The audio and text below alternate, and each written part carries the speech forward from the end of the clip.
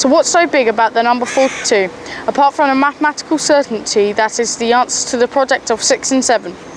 In his radio play and book, The Hitchhiker's Guide to the Galaxy, Douglas Adams said that 42 was the answer to the meaning of life, the universe, and everything. He meant it as a joke, but the statement is now almost more famous than the novel itself. But the number 42 has many fascinating aspects. Queen Victoria's husband, Prince Albert, died at the age of 42.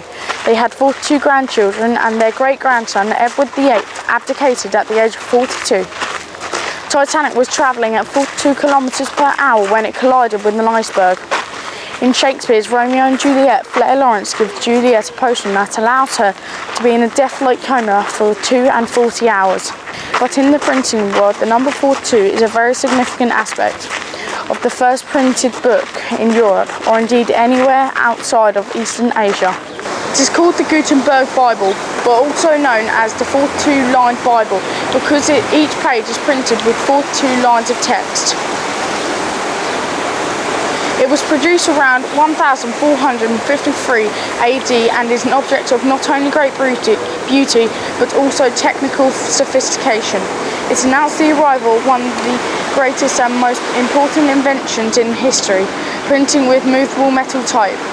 But the early days of printing was not the same as us sending a document to the computer printer today.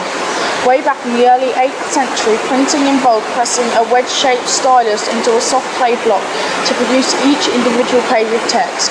This was slow and laborious, and once the clay was fired, it was impossible to correct errors. Movable type, where a single small block represents each character in the text, allows lines of text to be assembled in order and reordered as required.